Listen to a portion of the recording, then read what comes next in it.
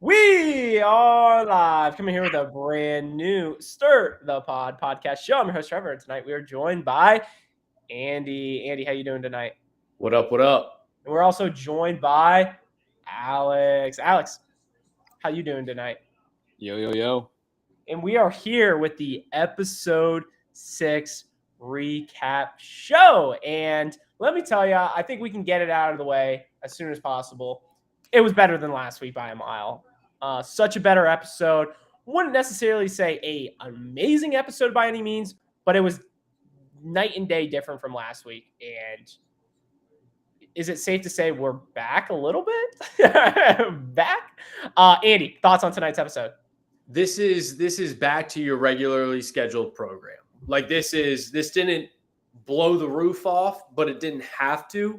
It just had to get the train back on the tracks. And I know we like to go off the rails, but when the challenge goes off the rails, I don't like it. So I think we're back to where we need to be, and we're avoiding a potential disaster. Like if this week's would have been bad, then everything rides on next week's. So I like where we're at now as a result. Alex, thoughts on tonight's episode? Yeah, I agree. It was a good episode, not a great episode, but it was a bounce back, and we needed a bounce back after last week. It's kind of weird because a lot of the plot was the same, like a lot of the same people were involved, but the episode, the 90 minutes itself, were definitely more enjoyable than last week. And so, I don't think we're all the way back. We still need some bang moments that really like shock the whole episode and that we're excited to see. But I think overall it was solid. And I always like, just to skip ahead real quick, when you get an episode where you get a legend like Jordan, like doing just like badass legend challenge GOAT type shit with the elimination win at the end. So that's always a plus. But I think overall it was a bounce back. It looks like we got the chat going tonight. So it's a good start. It's a good start. It's just a full back night, I guess. Episode great. Chat is back. I mean, everybody, yeah, like Brian McCord said, everybody was in the Redemption House last week. Mikey the Doctor, always great to see you as well. So yeah, let's just dive into the recap. And a little housekeeping before we actually dive in. Next week, right before Thanksgiving, is our famous Blackout Wednesday special. So we will be live, all three of us in the same room. Should be off the rails. Obviously, the night before Thanksgiving. We'd love for you guys to join in. My guess would probably be like a 45-minute podcast. I know Alex likes to keep it pretty low-key, chill, and nothing too long. So Gotta get home. Be on the lookout for that. We'd love to have you guys in the chat. So moving on, episode recap itself. First things first, the streak. We're back, baby. We're back. Alex, chalk her up, chalk her up. What do we got to say? It's a good start to the episode, and we're building up now. It's maybe 3-4 episodes in a row. We're back in the swing of things. One thing, they've kind of done this season, and chat, feel free to chime in. But Andy, I'll start with you. What is your thoughts on how we just kind of dive right into the episode? There's no like flashback to last week's episode. And I mean, it's just like you turn it on and we're off and running. Do we like that or not? I do. This isn't a show where it's like overly complex in terms of plot. Like things don't really carry over a whole lot in terms of like every episode has a very distinct end or beginning, very distinct end. And there really isn't a lot of bleed over between the two, aside from one of the types of episodes I absolutely GURP at, which is the to be continued. But when you're having your regular episodes like this, I'm all for the let's just get right into it. Alex, your thoughts on that? I think it's fine. The streak is the best way to start the episode, so you might as well just get right into it. Fair enough. So we start there. We get a little talking from Anissa and Jordan. Then we get a little Bananas and Nani. Just the classic foreshadowing. That's who are going to be. That group's going to be kind of the main focus of tonight's episode. And then we kind of get into the whole Horacio and Laurel drama. Basically, we kind of find out Horacio's kind of has a girl behind the scenes that he's been talking to. I don't know how that kind of got out there. if you're him, how did you even let that get out there? He must have told Laurel, which respect to him. But he was teasing her along for a lot of the time. And he kind of broke her heart and kind of the breakup. So Alex, any thoughts on this kind of relationship? It's kind of like Laurel typically wouldn't go for the Horacio type, I feel like. I feel like she kind of likes the bad boy swagger, like the Jordan. I mean, people forget her Jordan. I mean, I don't know. I just find it kind of weird. Yeah, the timing of the whole breakup was pretty weird.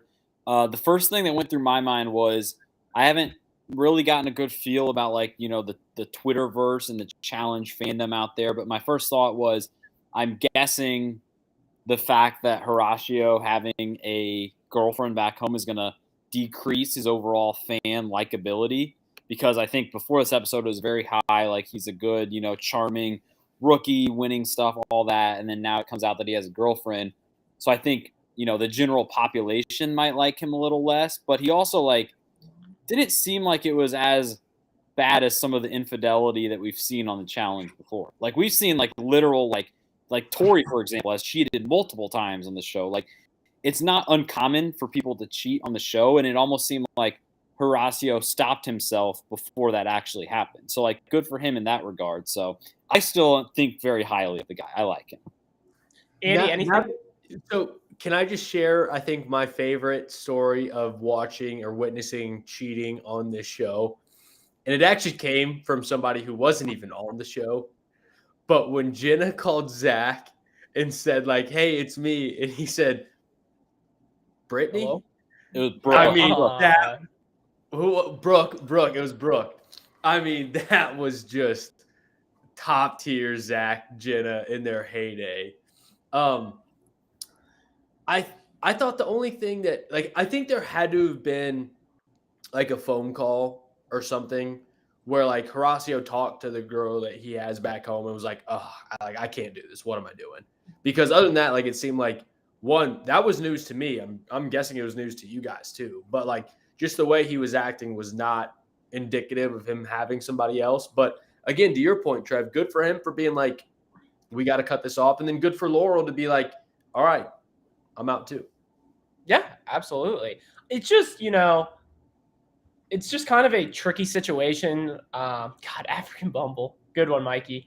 It's just one of those scenarios where, you feel kind of on your own island and you kind of just want to cuddle with somebody. And I feel like that's kind of what he wanted. And, there was definitely feelings on both sides of the puzzle, but, it is what it is. So we have that breakup, and then we get right into the challenge. And for the first time this season, we get a puzzle. So that's good to see. But in all seriousness, we get to the challenge, and surprise, surprise, we got a puzzle.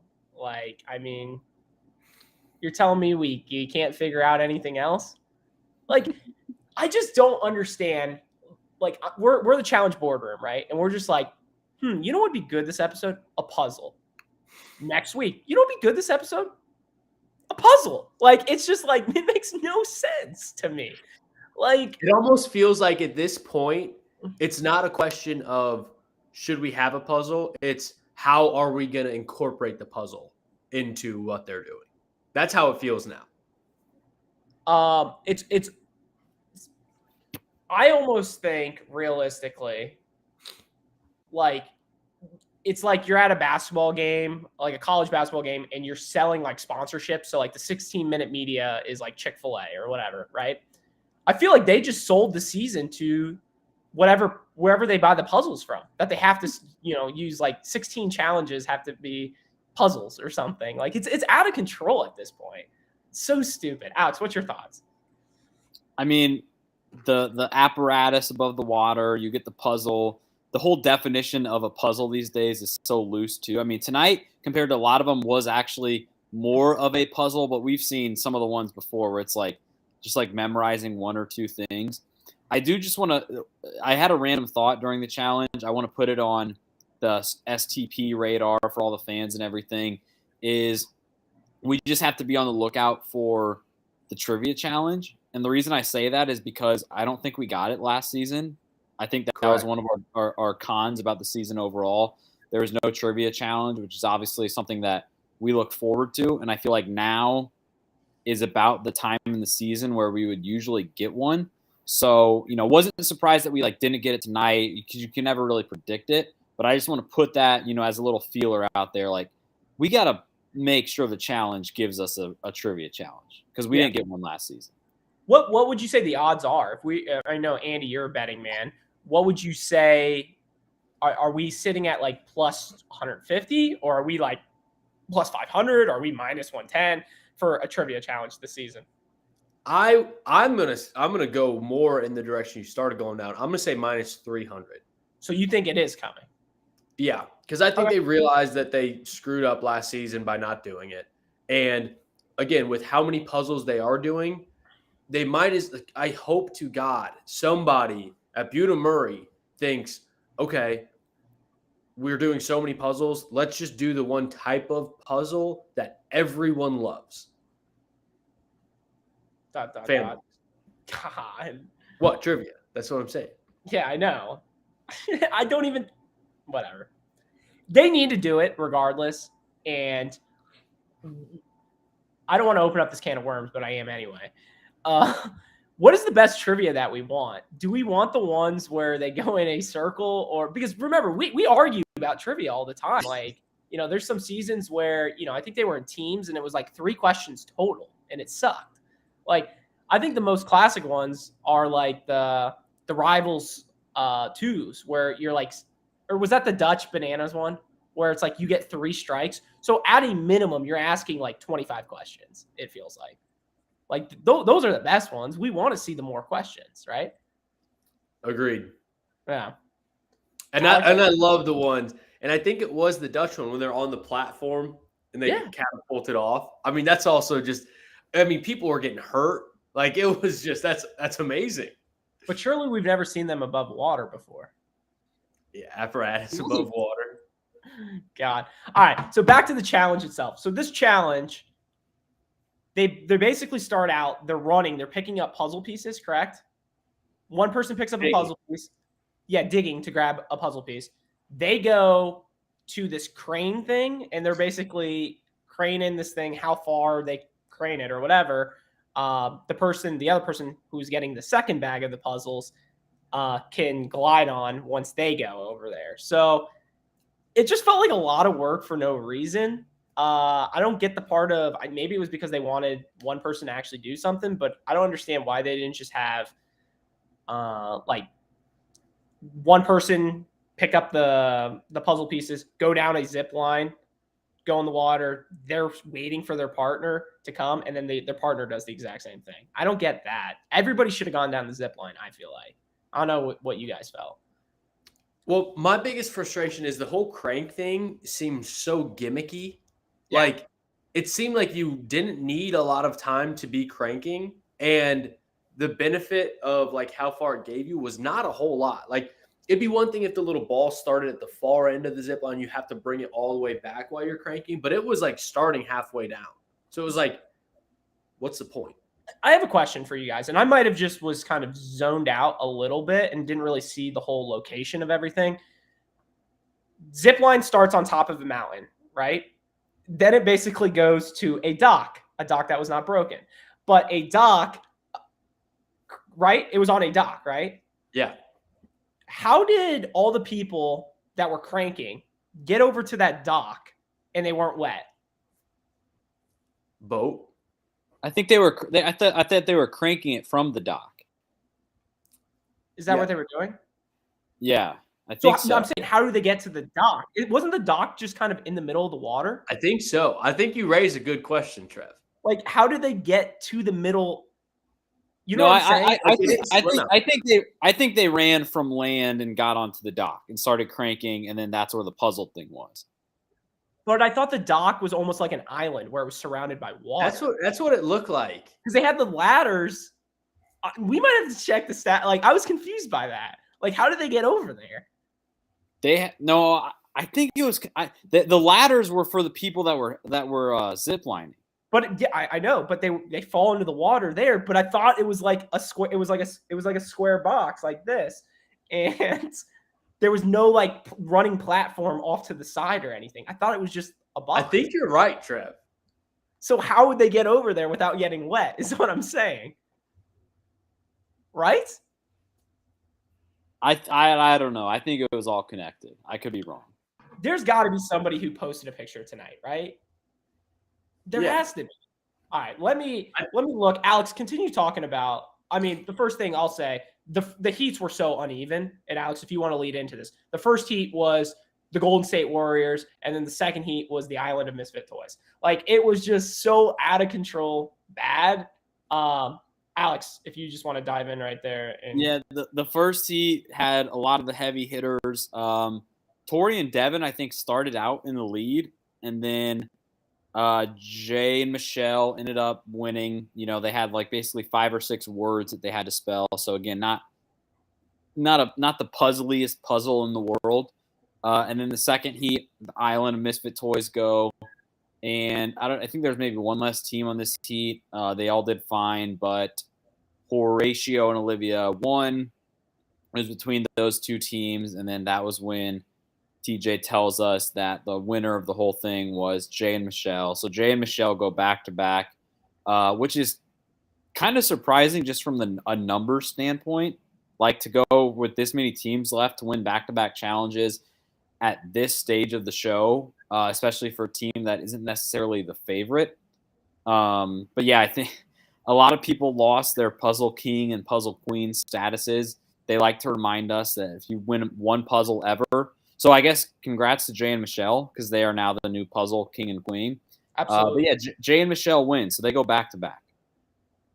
Good for them, honestly. Well, let me run this by you guys, because I thought about this when watching Heat to Heat. I think, and it kind of talks about what I was saying earlier about the cranking being kind of gimmicky and not really mattering. Jay and Michelle, I would love to go rewatch the tapes, but I know another team in Heat 2, once they found the first bag, they both kept digging. And that's a genius idea, because you might as well have 2 people digging for the second bag, because the second bag seemed to be impossible to find. So you might as well have a second person at least start to help you for another like 30 seconds or so before you run off. Because if you run off immediately, you're just going to be waiting on that platform for at least 2 minutes before that other person finds it. So, like, might as well dig and find it. And I think a couple people on the second heat picked up on that. Yeah. I think Casey and Kenny were the ones that did that, because I think Nani was screaming at one of them to be like, go, go, go, go. And she would kind of just was like, let me pump the brakes. So I've done the stats department has done some digging. Beep, beep, beep. It looks like what Alex was saying is correct. Because if you see, oh God, you can't see it. See me? Can you see me? Hold on. Back on this side, the land, you can see the land right there. Okay, so it is connected. But it wasn't going like, so if the land's here, it wasn't going like parallel to it. It was going like into it. Okay. Yeah. It wasn't like Castaway. Good to know. Yeah. I gotta watch it. Izzy, welcome to the chat. Didn't Bananas, Devin, Fezzi all lose on purpose? I don't know. Bananas was Smirk City this challenge. I don't know if you saw his facial emotion. He was looking at the camera. Looking at the camera. He's literally laughing at Nani. I mean, that's just classic Bananas. Devin and Fezzi losing on purpose. Honestly, Fezzi was under the radar. He's been under the radar this season completely. Obviously, had some airtime later in tonight's episode, but it wouldn't surprise me. But because you don't really want that heat on you yet, you don't want to win. It's just losing on purpose. I don't know. What do you think? They lost on purpose? I think it's definitely in my mind a possibility, just because of. I feel like tonight was the first time everybody started to hint to the fact that, you know, when you're winning challenges, you're just making so many enemies. Because you're now throwing in almost half the house. You think about Jay and Michelle 2 episodes ago, they were totally under the radar, right? Like nobody was going for them because kind of teams were alternating winning challenges, and there were so many teams left still. Now, 2 episodes later, they have like half the house going for them. They have basically no friends, even though the fact that they've like been winning, they've been doing as best as they could have been. And so, you obviously want to be winning challenges later in the season, but I feel like I wouldn't be surprised to learn that Banana said he wasn't really trying this episode, for example. Well, I think everything you're saying is accurate, like 90%. But the 10% that I would say needs tweaking is I just think Jay and Michelle have done such a shitty job with the power these past 2 episodes. Like, again, everything you're saying is totally right, and I think it's very accurate. But, like, Jay and Michelle shot themselves in the right foot and then shot themselves in the left foot. Like, they did such a bad job. Again, it would have been hard to try to figure out a way to maneuver that. But, I mean, my God, what are they doing? Well, honestly. Should we just get into that, them getting power? Yeah, so let's just dive right into that, Alex. Them getting power and them choosing the 4 teams, which Laurel and Jock, no surprise there. Bananas and Nani, okay. Then they choose Jordan, and then they choose Casey. My question is, why are you throwing Casey in there? I thought they were trying to get Bananas out. Like, I thought they wanted the matchup Laurel versus Bananas. Why would you not throw? Seem like, but like once you throw Casey in there, then you have a 2 and 3 chance. And obviously, we no matter what, Jordan knew he was fucked. He knew he was going in. It seemed like Michelle wanted that to happen, where they were both going to be safe, but Jay was trying to send Bananas home. So I think they just sided with what Michelle was thinking. But they did it in such a poor way because, like, when we saw this happen the first time, when Nelly T * put this plan together, the teams going in were, like, appreciative of the fact that they had a 67% chance of being safe because they knew and everything. It wasn't a surprise. This was a big surprise to both teams going in. You can't do that after the fact and say, oh, well, we know like there's a good chance you guys are going to be safe. Because then you just have 2 teams that are pissed off that could both likely come home. Yeah. But my question is, why you saved Bananas last week? Why would you not just throw them in? What? They didn't vote in Bananas and Nani last week. That's what I'm saying. But why would you throw them in this time? Why would you throw in Darrell last week but not this week? That's what I'm saying. Yeah. I agree. Yeah, that's the big difference. Yeah, that's the big difference because last week you pick 4 teams. One of them, Kim and Colleen, obviously have to go home. Stick with the 3 teams, so it would have been Laurel and Jack, Jordan and Nisa, which they did. Then do Darrell and Veronica, and then you only have 1 more spot to fill, which maybe I don't think you would fill it with a Bananas and Nani because they're a heavy hitter. They're one of the best teams. You already saved them. Stick on their good side. If you want to pick Casey and Kenny, that's fine, but you also are then still going to have Bananas and Nani going for you. So I don't know if you maybe go for like an Amber or Chauncey or just like one of those teams that's kind of flying under the radar. The fact that Darrell and Veronica didn't get really even mentioned to get brought back in really made no sense. And it created 2 spots to fill instead of just 1. Yeah.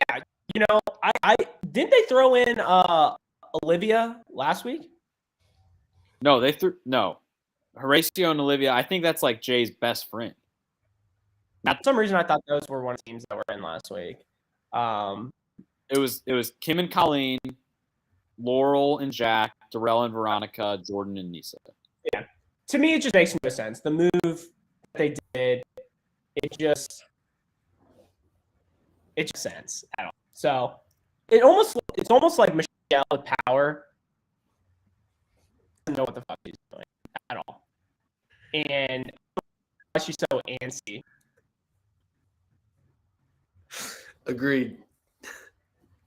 God, am I lagging that bad right now? No, I can hear you. Yeah, I can hear you fine. So what about in terms of the interrogation and the 4 teams? What about Jordan and Anissa?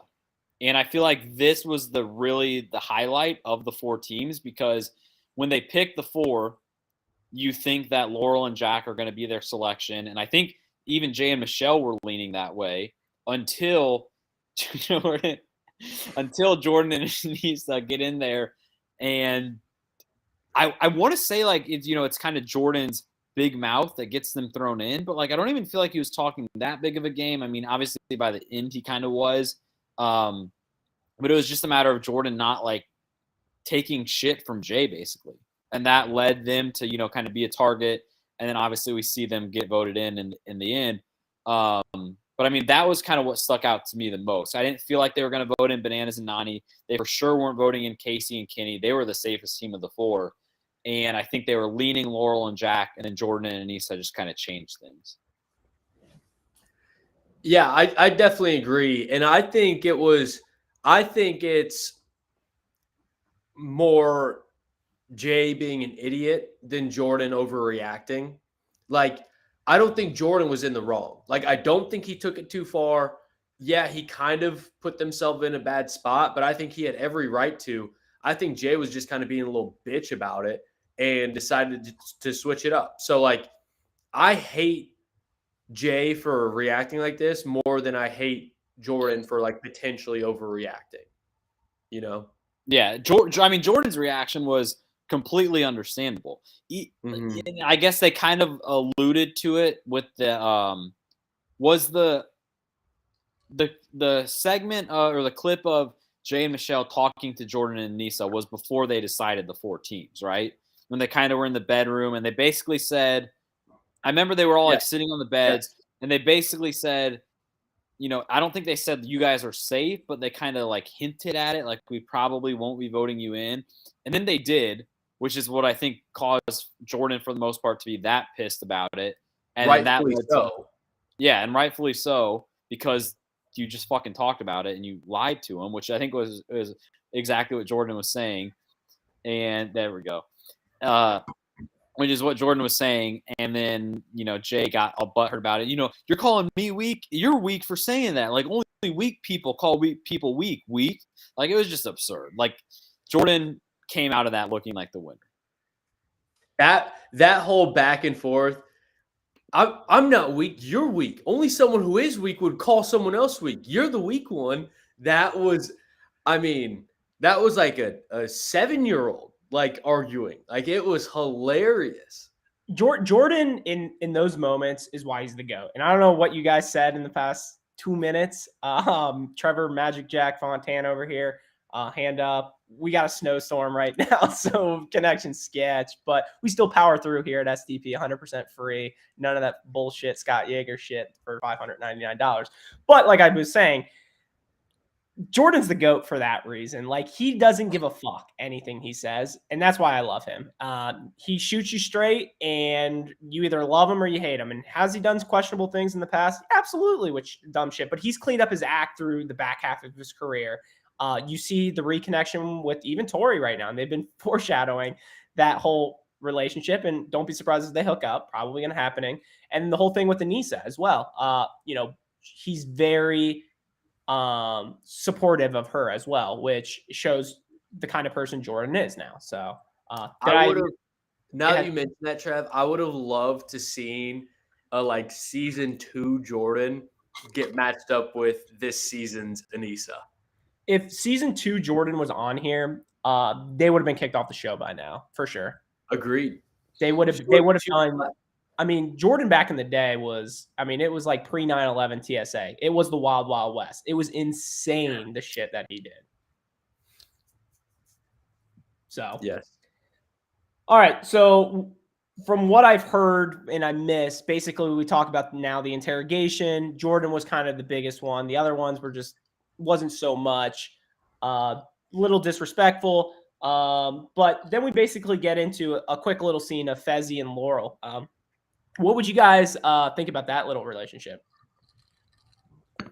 I mean, well, we know now that, it's not going to be a storyline going forward with Laurel going home. So I guess we're kind of, they gave us a little tickle tonight with showing us that because they didn't have to. They basically played it up as, Horatio and Laurel are split up. So now Fezzi's coming in there. Fezzi had all his challenge gear on. He's wearing out that to the bars in Tennessee every night. But I mean, I liked it. I just obviously like it. I hope it's a future season storyline. Like, I hope, even though we kind of hate Fezzi on the pod, I hope in a few seasons we see Laurel and Fezzi kind of reconnect because that could be a dangerous power couple. You think? I don't know. I think Fezzi, he's kind of not showed up this season at all. He has not impressed me. This season? Popcorn muscles. I know Alex hates him so much, and I know Andy's a big fan of him, but like he's very Corey-esque, I feel like. When has he ever shown up? You can't say he hasn't shown up this season. Alex hates him the most, so let's give him the floor first. Oh, and then you can plead your case on why you like him so much. You know what this scene reminded me of? ... It gave me Fresh Meat 2, Kenny shooing away Teresa, and then Teresa going and scurrying over to Wes's bed. That's exactly what this gave me vibes of. God. I mean... And Horacio kind of looks like a Walmart Kenny. Well, here's the thing, and Alex, you're the big Kenny lover. Don't you think that was one of the most, you look at that team, Kenny and Laurel back in the day, is that one of the greatest coulda, shoulda, woulda teams that probably should have won in challenge history? I mean, I know you're the Kenny guy. I know you're the Kenny guy, so yeah. I've been high on not only Kenny but overall the Fresh Meat franchise for a while. I mean, Kenny and Laurel had one of the most impressive season performances ever, but at the same time, they should have won that season by the end of it. I think so too. One of the biggest dropped opportunities. I'm trying to think of who did. I guess the other team would be. Who did Bananas and Tyler beat in Rivals? CT and Adam. Yeah, in the T-Bone or whatever. T-Bone, yeah, classic elimination. Like that, I feel like CT should have won that one. Well, Adam threw it allegedly. God, watch it. All right, so moving on, the Fezzi and Laurel thing, nothing too crazy, and then we go to the elimination, and this is kind of where I didn't know where it was going with Jordan and Anissa getting voted in. I was not expecting that. I was expecting the classic stick to your guns, don't piss anybody. Like if you throw in Laurel and Jock, like they were gonna go in, like they're your targets automatically. If you throw in Jordan, now you have two teams that are pissed regardless. Like no matter what you do, like why would you not stick to your own guns? I don't know. Anything we want to talk about that? Or, I mean, is that pretty self-explanatory in how stupid they are? I mean, you're right. They just every single time that they've had power, they've just continued to screw it up. And this was like the cherry on top. And like Jay was talking about in deliberation, once they realized they wanted to go with Jordanisa, like, oh, it's just a game. It's just a game. Well, yeah, but how do you expect to win the game if you piss off everyone you're competing against? Like, are you an idiot? Yeah. You're literally like pulling other teams closer to each other by the fact of them all hating you. Because by the end of it, we see Laurel and Jack go home and, they basically getting rid of one enemy, but replacing them with Jordan and Anissa because you voted them in. And then you saw when they go back to the group or whatever, Bananas and Nani were like, yeah, we're going to go for them. Like, we got you. Because Laurel was like, send them home, whatever. And because they put Bananas and Nani in a shitty position because, Laurel and Nani seem to be like decent friends. But like, when you're in a position where you can only save one of two teams, they're obviously going to save Casey and Kenny. And so it's like, it's almost like all of those teams that were in there were like, we're all in this together. Like, we all hate the fucking Jay and Michelle that put us down here. And we understand what has to happen, but like they're the ultimate enemy here, no matter how this all plays out. Yeah. And, I was kind of surprised realistically, and we'll go right into the draw now, when Bananas and Nani, first one that go, they pick the safe card. I mean, we all knew who they were going to pick.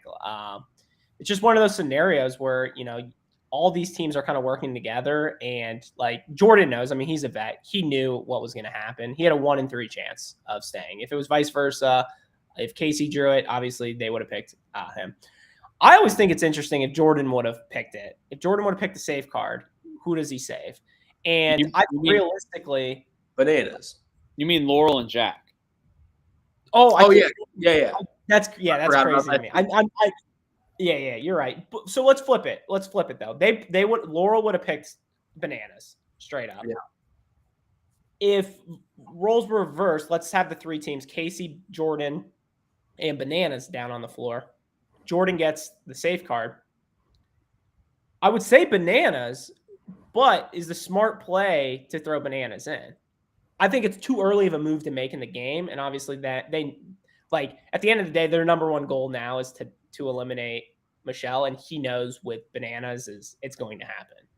Well, and here's another thing too. It seems like Jordan and Laurel have just a lot of mutual respect for each other. I don't know if they're necessarily friends, but like they seem to be very cordial and wouldn't like stab each other in the back. And if you're Jordan and you get that opportunity, if you hand them Casey and what's his face, Kenneth, if you hand them then, like their chances of winning are so much better than going against Bananas and Nani. So I think he'd throw them in. Well, and that goes back to my earlier point, is why do you throw in Casey when you could have thrown in Darrell again?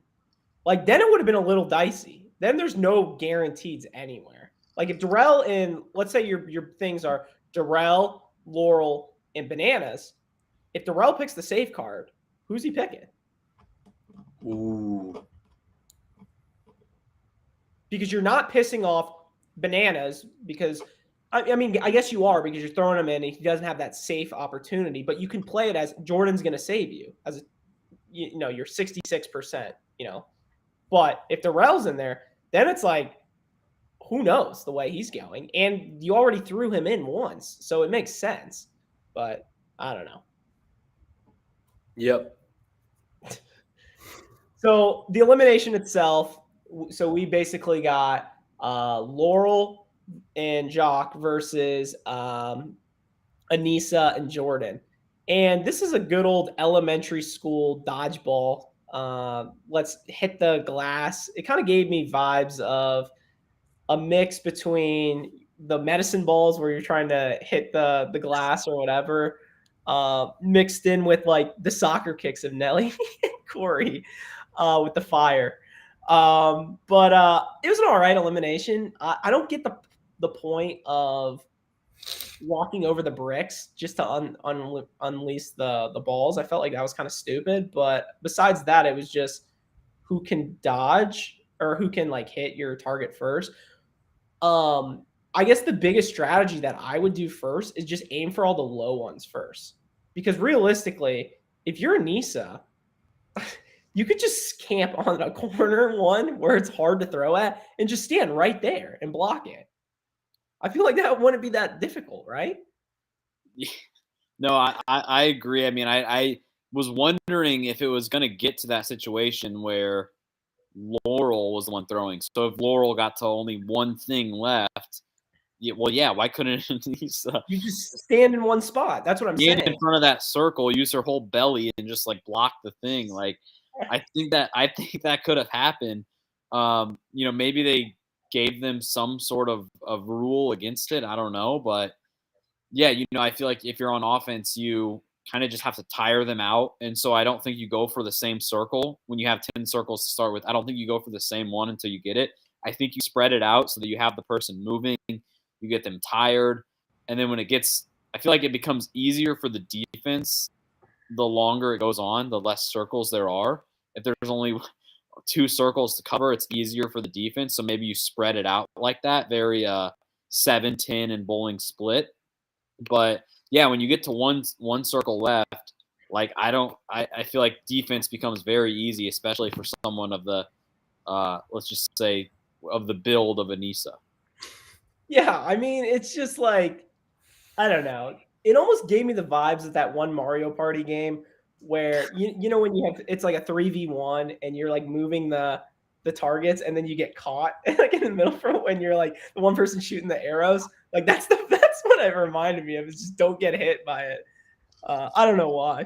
So It reminded me too of the I think wasn't there a dodgeball one on Champs vs Stars where they were like spinning in the circles. I think this was the one where somebody tossed or T.O. tossed the ball to somebody and he threw it back to them, and that's what caused Terrell Owens to be like a hissy bitch the next episode. Like I specifically remember it was like Matt Riff or Rife or whatever his name was. Like there was Corey, I think, lost it. He lost to Matt Rife. God, that's awesome. Didn't like CT make T.O. cry? Yes.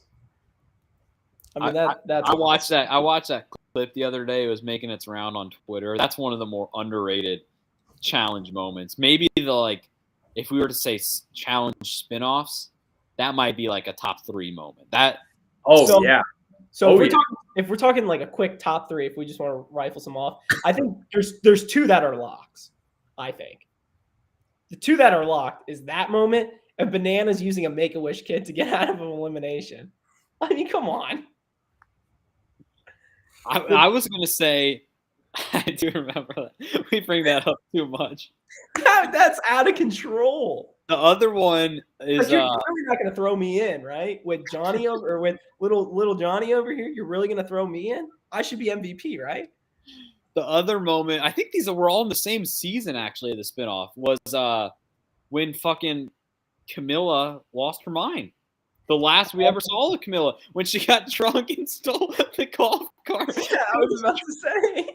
Driving around the hotel.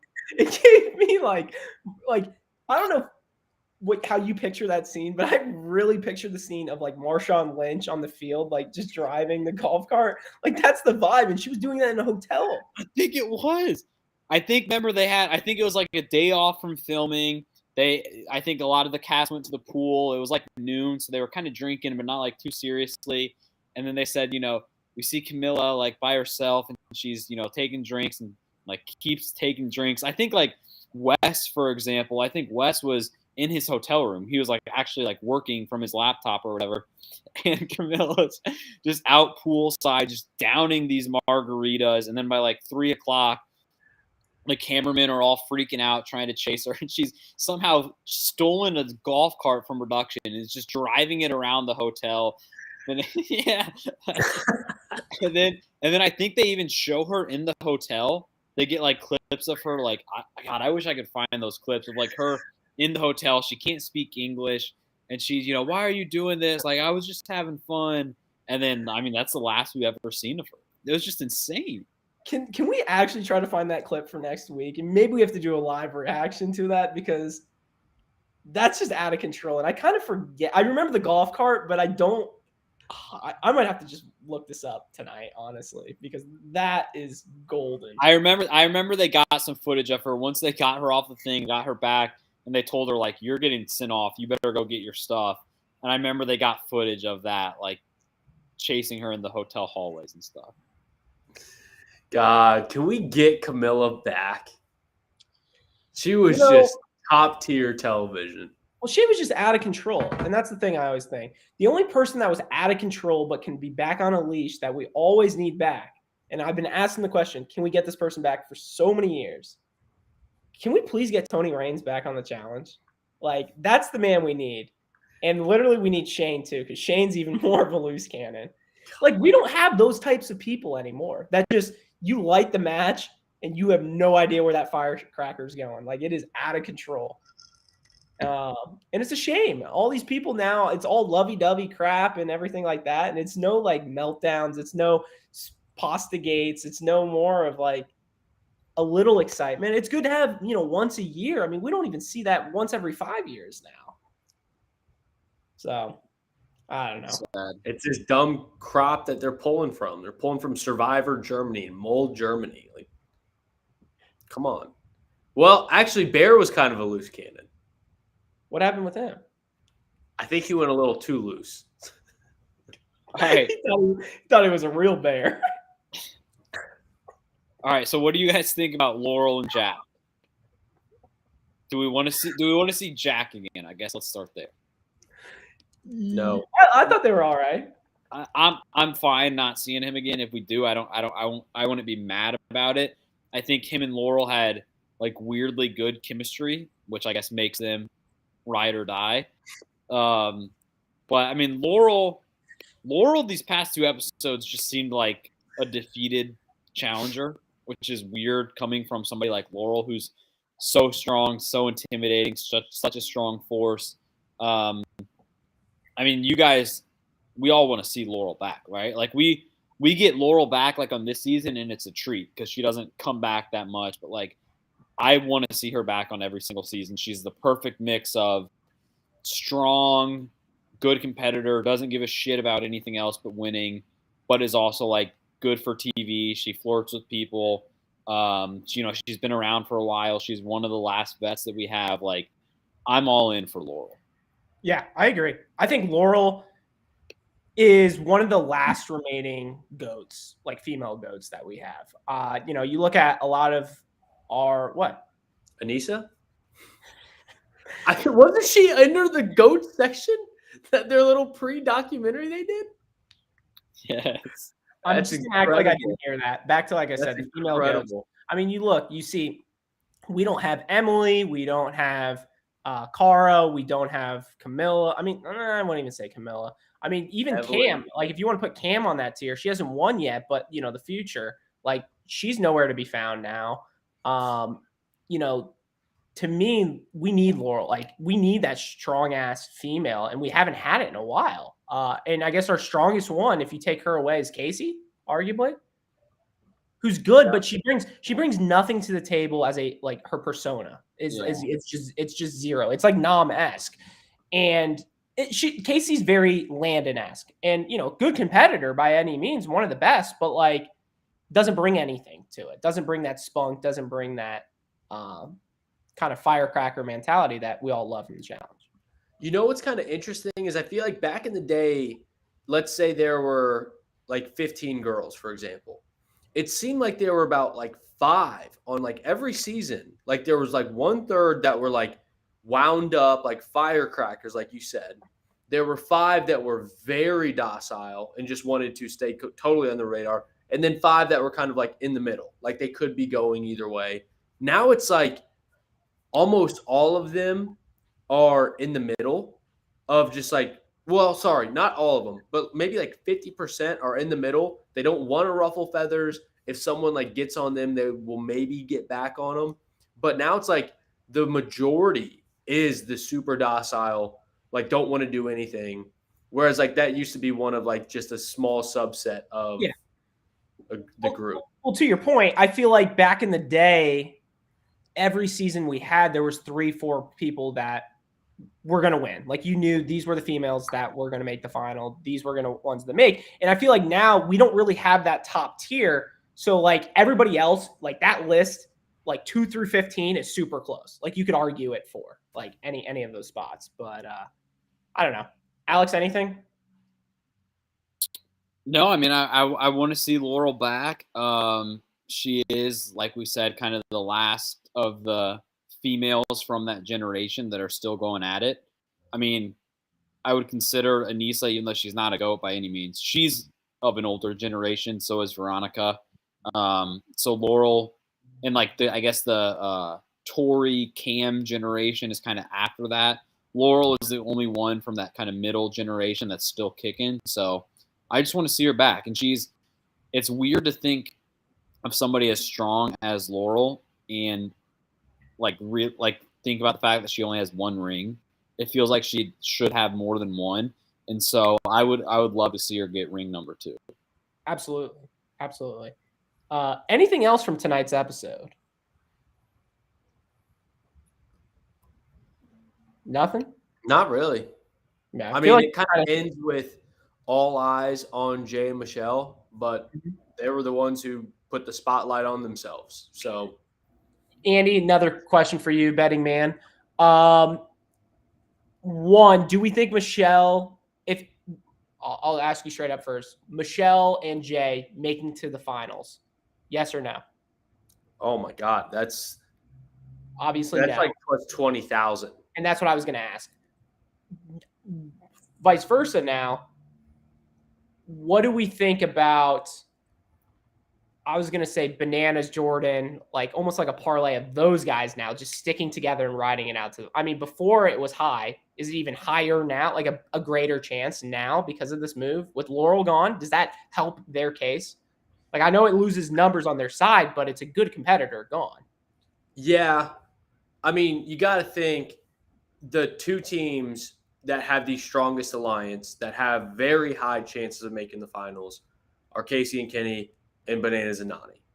But then you get to like, okay, you got Jordan and Tori, but you also have Fezzi and Mariah. Like Jordan and Tori more so siding with Bananas and Nani, and Fezzi and Mariah more so with Casey and Kenny. But then you also got to think, okay, well, if Jordan's in the mix, then their number one team has got to be Tori and Devin.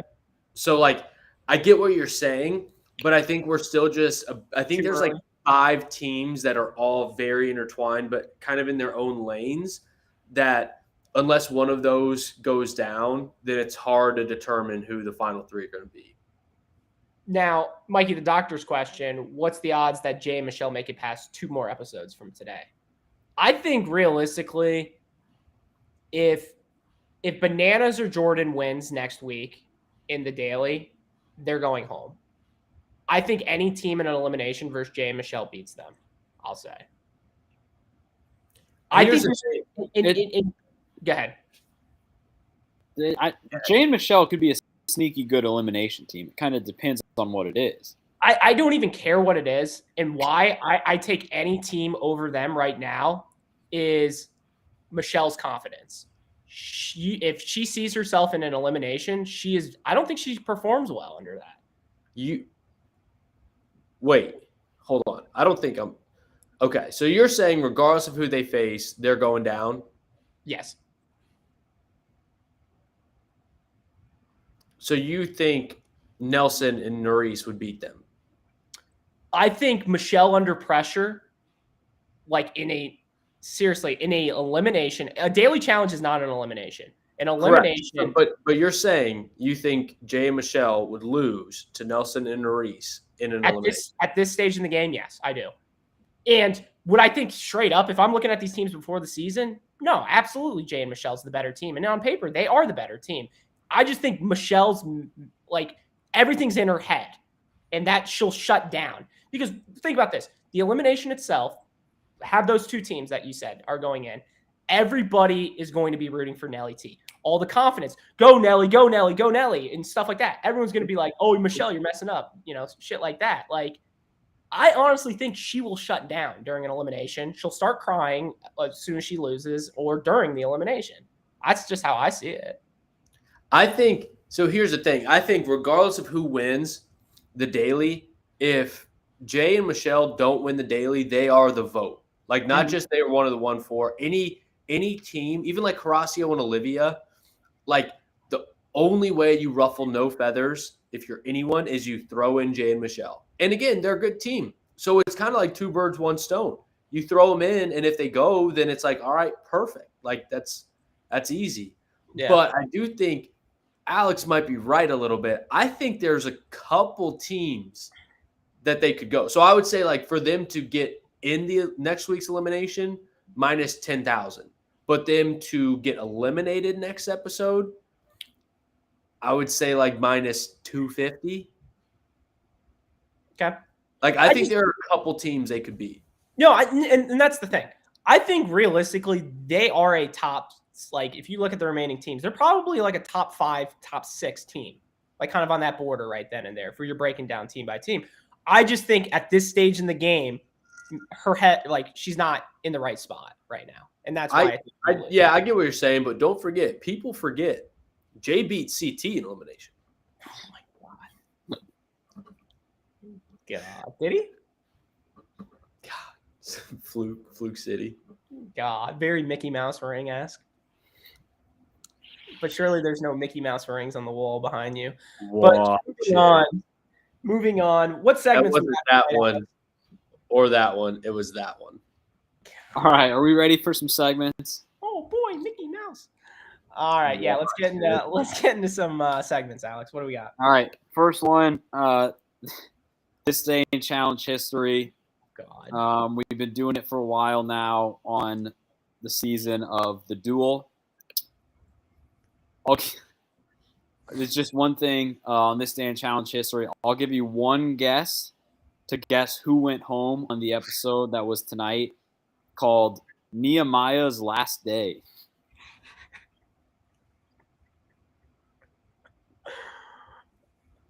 I'm gonna go Wes. Nehemiah's Last Day? That is incredible. That's not. There's no way that's what the episode's actually called. There's no way. 100%. I mean, that's just. That's all I have for this day. There's no words. There's no words to say that. I mean, like, we pride ourselves on a spoiler-free podcast.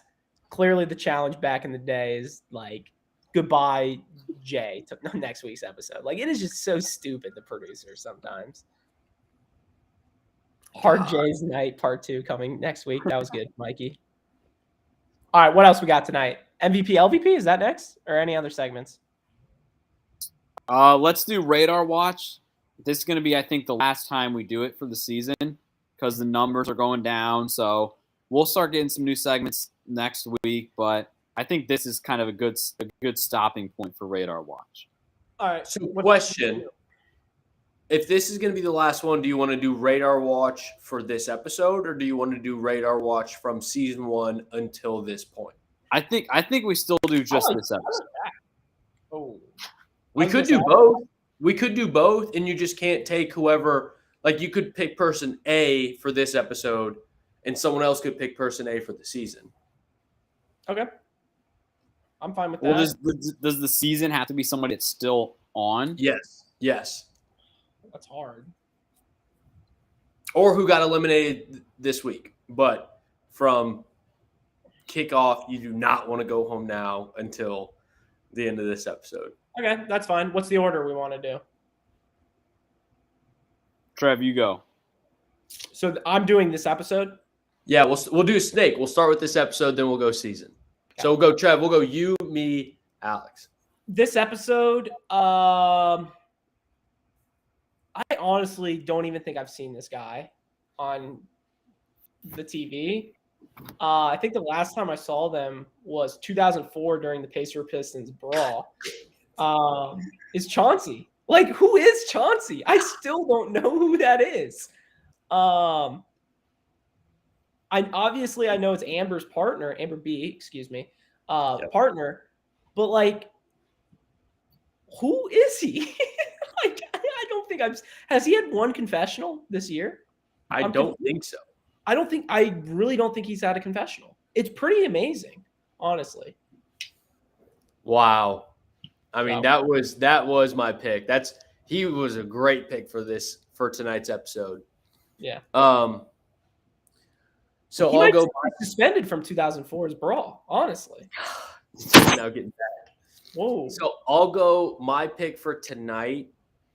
I mean, that was easily my pick, but I'm going to go Devin. You good, Alex? Yeah, somebody's in a dryer or something. God. But Devin was not really relevant at all in this episode. Like, he didn't really talk too much. I don't remember a confessional of his. He might have had one, but I don't remember it. Like, he wasn't mixed up in any of the drama. And I always like doing radar watches of, like, good teams, but, like, competitors that just, like, don't factor into the episode. So I'm going Devin. Okay. Alex, who you got? Radar watch. Of this EP. I'll go with Darrell. Okay. A big name who, I mean, in fact, literally flew under the radar because he should have been voted in, and he didn't. The team wasn't thinking of him. Didn't get a lot of airtime, not a lot of confessionals, if any. So I'm going with Darrell for tonight. Okay. That's a good pick. And one more time, this season's that we're about to pick, they have to still be on this season. Correct. But anything's fair game. So you can pick people who have been named for tonight's episode. Yeah. But they still have to be in the game or in tonight's elimination. Correct. Okay. One thing I'll say before, can we all agree the radar watch that we completely forget was on this season, so it's an unpicked thing, is Nam. How the fuck was he on this season? Nam wasn't on this season. Oh my God, here we go. I think Nam is up there and Lolo Jones on this season. All right, in all seriousness, yeah. All right, I'll go. This is pretty easy. I'm going to go with Kenny. God. The guy went home once, came back again like 2 episodes later. Hasn't said a fucking thing. I think he talked a little bit tonight because they were one of the 4 teams, but like even then, just no airtime for the guy. Great pick. I mean, I'm getting all my picks taken. So I'm going to default to what I do still think is a good second pick. Trev already talked about this guy. I'm going Chauncey for the season. Chauncey's done nothing. Like this episode of him being radar watched is just like par for the course for him. Like this is what he does. So I'm going Chauncey for the season. This person had a little airtime tonight, but I still don't think we have a confessional from this person. And I'll just ask you the question is, who's Fezzi's partner? And that is my that's my radar watch of the year, because who is Fezzi's partner? And it's Mariah. And I don't think Mariah has had a confessional this season at all. So that's who I'm going with. I think you're right, because I think we would have noticed immediately. Did we? Did she actually have one? No, I mean just with the outfits that that we've been seeing in the confessionals. If Mariah had a confessional, I think we would have known. God, watch it. All right, MVP, LVP time. Favorite segment. You guys know the rules. First one in the chat is the order that we will do. So as I was going to say, as the fans are getting in their order for MVP and LVP, I do have one final announcement. I'll just get it in now before we close out the episode. You might have seen some tweets going around last weekend. Last weekend marked 5 years since the first episode of the podcast, under a different name. It was a Champs vs. something preview, but it was literally 5 years ago from last weekend. And so we've been thinking about it for a while. 5 years is a big deal, half a decade. And so the STP 5-year anniversary, even though it was a weekend ago or a couple days ago, we're going to have an episode for it at some point, probably in the next off season. And it's going to be a big one. We're going to do, I think, maybe top 10 podcast moments that we've had so far, kind of do a timeline, walk through all of our favorite moments, stuff like that. It's something that we've been excited for a while now, but now that we finally reached 5 years, we're going to start planning it, even though it won't be exactly 5 years whenever we do it, but we're fucking pumped for it. We'll give you guys plenty of notice for it. It's going to be a monster episode. And like we said, 100% spoiler for, or 100% free. We'll never charge you guys. And like we said, there's big things coming. We still got next week live show. We'll do the Christmas show coming up shortly. We'll do the 5-year anniversary, and don't sleep in July, wedding 2.0, which is going to be fucking bananas, Johnny. So it's going to be out of control. I cannot wait. We're all excited. Big things for SDP in the next few months. So stick around. First MVP, LVP that I saw, Mikey the Doctor, the GOAT, said Trevor, Andy, and Alex as the order. So I will start us off tonight's MVP, LVP. I hate to do this because I feel like we've stolen Andy's picks the entire night. I've gone first. He's been in the middle. Alex stole his pick as well. And I think I'm just going to keep up the trend. I think there's only one MVP that you can give tonight, and it's the winner of the challenge, the person who dominated the confessional segments, and it's Jordan. I mean, Jordan was electric tonight. This is the Jordan that we all love to see. The manipulator, the guy who gets under people's skins, and in the time that he needs it the most, goes down, wins an elimination. Like, you can't ask for anything better than that. Jordan, the GOAT. I love seeing the old baseball clips of him playing baseball. He's like, just me and my glory days, and just whoosh, easy money. So my MVP tonight is Jordan. All right. Well, I don't hate that pick, but I think you're kind of disrespecting his partner a bit by not including her on this. I'm not gonna if again you're picking Jordan, I'm not gonna pick his partner as a solo MVP. But I'm pretty much just going honorable mention, mid MVP, LVP. But Anissa had a great elimination. She did. She was doing well. This was like a classic. This is when the anchor brings down the boat. That's what I thought this was going to turn into, but she did enough. Let me go this route with you. Why I chose Jordan though. Interrogation scene. Who spoke a majority of it? Jordan. He got under the skin. He did exactly what he needed to do. He got under it, outshined Jay completely. Owned him. All Jordan. Elimination. I still think if you take Anissa off the playing field and it's just Jordan 1v2, I still think Jordan gets it done. I mean, come on. So wait, Anissa did good. Is your pick Anissa? No, my pick's Jordan. No. And I because think Andy's pick was Anissa. So Alex, you're up. MVP. No. That's not my pick. I'm just pissed that. Your pick. All right, Alex, come on. What's your pick? Audio, watch it. I think it's just kind of disrespectful that Trev didn't give it to the team of Jordan and Anissa. That's all I'm saying. She's still available to be picked. She's not my MVP. I thought Jordan's performance outshined his own team. Okay, yeah, Jordan's a good pick. I don't disagree. Didn't you pick? So you're telling me if we go week by week, can we, Alex, challenge historian? Can we look at Andy's MVP picks from the past weeks? Has he picked every person that he's chosen? He's picked the team. He's never picked a person solo. I would only pick a team if I thought the team performed well. And tonight I thought Anissa deserved enough to be a part of the MVP pick if you're going Jordan. That's all I'm saying. I think Jordan. So are you picking Anissa or not? Oh, he's picking Anissa. Alex, you're up. I'm not picking Anissa. My pick is going to be Anissa. Horacio and Olivia. What? They won their heat. They are somehow fully under the radar. They didn't get voted into the top 4. This is a rookie team that is not pissing people off and proving themselves in challenges. They are a team to be reckoned with right now. And tonight's episode showed that. Okay. Interesting pick. Alex, MVP. Right. My MVP, I was definitely going to go Jordan too, just Jordan solo.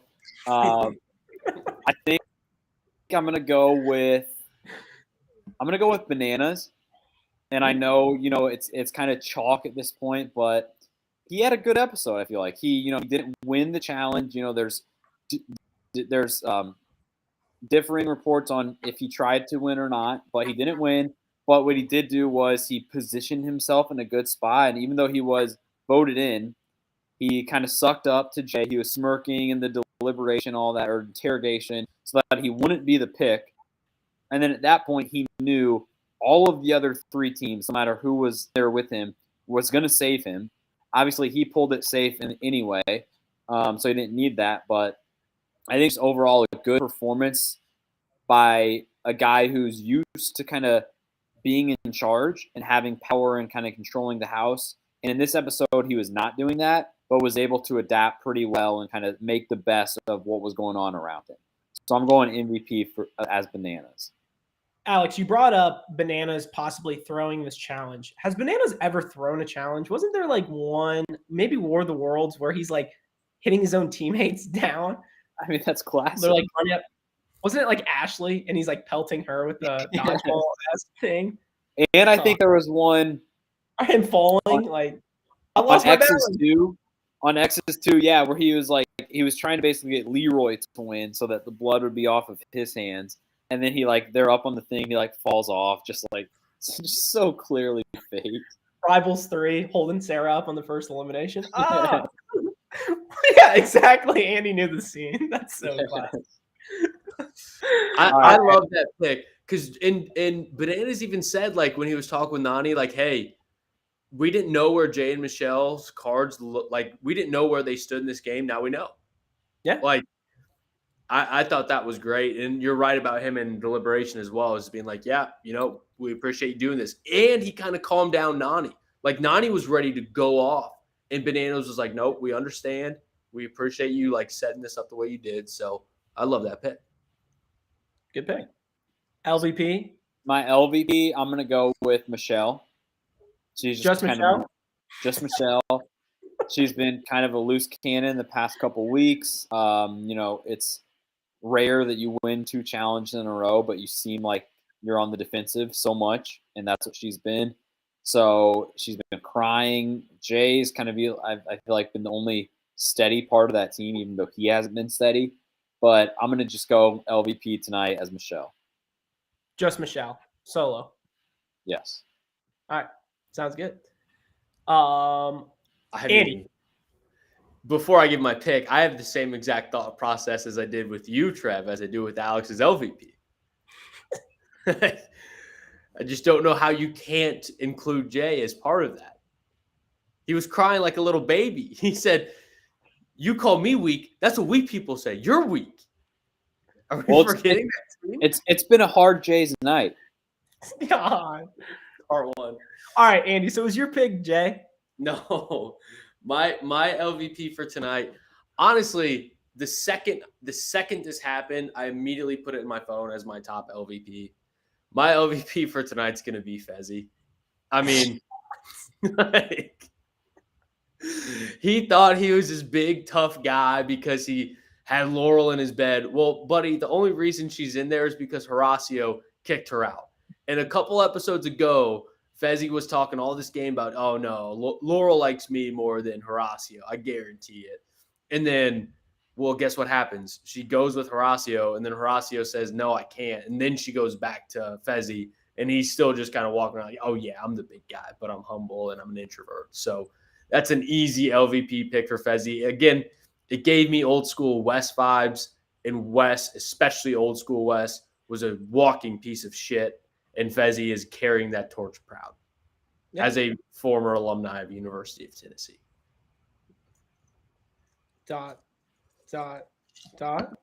Chattanooga. All right, LVP tonight for me, I could go a lot of different directions. I kind of want to go puzzles, but I feel like I always go puzzles. I think I'm due for a person. And I think I'm going to choose a solo person. And I think I got to choose Jay if you're just going to give me Jay. But before I officially choose Jay, am I allowed to choose Jay and Michelle? Is that a possible pick, or is that banned? I vote yes. Because Alex made it very clear. He just picked Michelle, not the team of Jay and Michelle. I just want to be fair. I'll pick Jay. That's fine. Am I allowed to pick? I would pick more Michelle and Jay in this scenario. Am I allowed to or not? It's the team versus. It's up to you guys. You guys make. I think it defaults to Alex because he picked Michelle. That's fine. I can go both directions. Whatever you want. I mean, you can pick Jay and Michelle, but that goes down in the scoreboard as 1 pick for Jay and 1 pick for Michelle.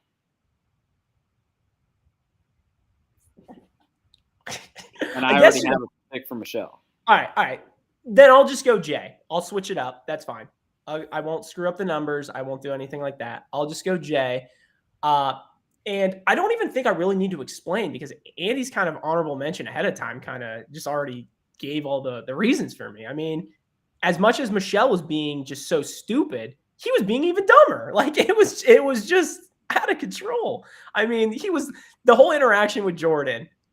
I knew that was an easy LVP pick. Like, I mean, that was just unbelievable how bad he was there. Like, correct. What was the line, Andy? Can you give it one more time for our people? I'm not weak. You're weak. Like, come on. I'm not weak. That's what only weak people call other people weak. You're weak. I mean, that is all ultimately like, I feel like that was exactly what Fezzi in the cameo said to Alex when he was talking shit to him. Like, I just feel like it was the exact same thing like that. So, my LVP tonight is got to be Jay. So, anything else from tonight's episode? I like to point out that we didn't brought up, but you can chalk another one on the board for the club. That made an appearance for a hot second. You don't remember that scene? It was like 3 minutes in the right out of the gate. Right out of the gate, Alex. But yeah, quick little scene there. But anything else? One thing that we didn't talk about, I don't think it deserves much discussion, but when Laurel got sent home and Tej said she's one of the GOATs, and she had this big just emotional reaction to it of like, I'm so happy that, to hear that from TJ and everything. And like, I know Laurel is like a tough girl and everything like that, but like, I also think she's smart enough to realize that she's already kind of at that level. Like, I don't think that should have been news to her. Granted, anything coming from TJ, even like a good morning, I would probably burst out in tears myself. So I get that. But like, it almost seemed like she needed that reassurance, even though she has well proven it to everyone and herself. Yeah, I don't know what happened to her confidence, especially this episode. You definitely didn't. You really haven't seen this side of Laurel like ever almost. Yeah. It was kind of weird. That she would kind of shut down. And I don't know if that was because they kind of interviewed her. It seemed like a lot of her interviews this episode was when she got eliminated. So, high emotion and stuff like that. So it was more portrayed like that. But I don't know, it's interesting to me because Laurel is a beast. She doesn't need that. Like, I don't think anybody needs to say to her, like, you're the GOAT. Like, you're like, I mean, think about how many people are scared to go into an elimination versus her. Like, not many people want to go in. So I don't know. It's weird. Alex, anything else? I think it was a good episode. Got us back on track. Episode 7 next week is going to be a big one. Keep the momentum going. Live in studio. We'll be all three of us together. It's going to be a wild, wild Wednesday, so better buckle up and strap in. It's one of our favorite episodes of the year. We'll have the peppermint Smirnoff going, and it's going to be a grand old time. So thank you guys for listening to a brand new Stir the Pod podcast show. I've been your host, Trevor. You can follow us on Twitter at Stir the Pod. You can follow us on Instagram at Stir_the_pod. Thank you guys. Love you guys. Shout out Duffy. Bye-bye. Love you guys.